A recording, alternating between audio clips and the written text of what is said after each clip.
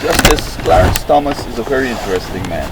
I recall his sort of confirmation with his sexual harassment charge and so on, and we see him moved in. But you see, he was chosen to replace um, good Mr. Marshall, Justice Marshall, Terrence Good Marshall, and Marshall was taken in there to cause some diversity, to have a black voice in the court, and he has succeeded in which is the same thing. But apparently he forgot where he came from, because I understand in the 60s when he was in university, he was kind of like, shouting about affirmative action and so on. And now that he's gotten a job, he's kind of, reversing some important things like the voting situation and so on. And this is not something new. I find that there's another black judge in Jacksonville, Florida. He was appointed by President Clinton.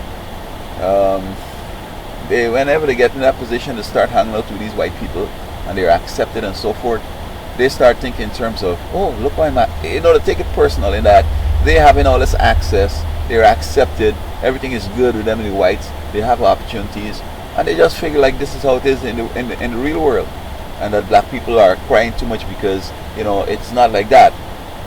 And what I like about Sotomayor is that she has said that you just can't rule out the experiences and the experiences of the community from which you've come.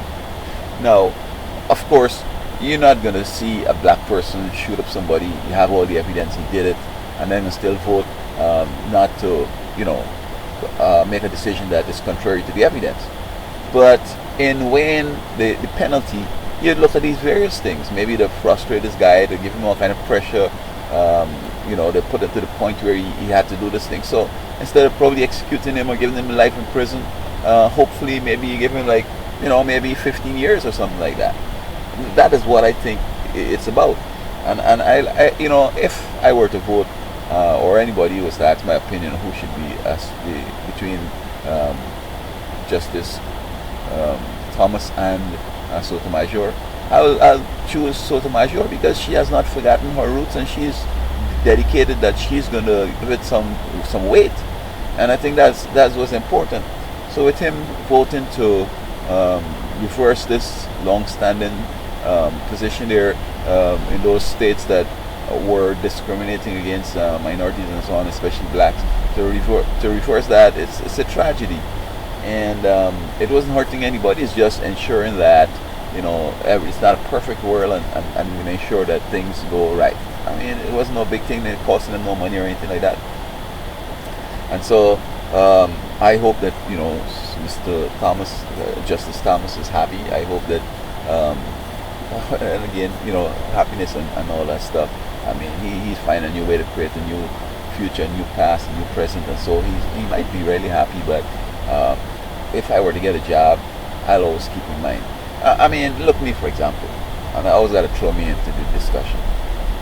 When I tell people that I'm having all these problems, there's one of the things that, without even telling them the details, they say, "Oh, you black people always like to argue with this and that and so on."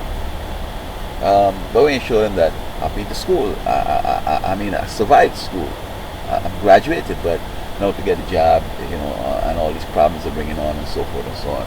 I recall I was speaking with some people while I was recycling one night, and they say, "Oh, you're so creative! Look at this thing that you've made! Wow!"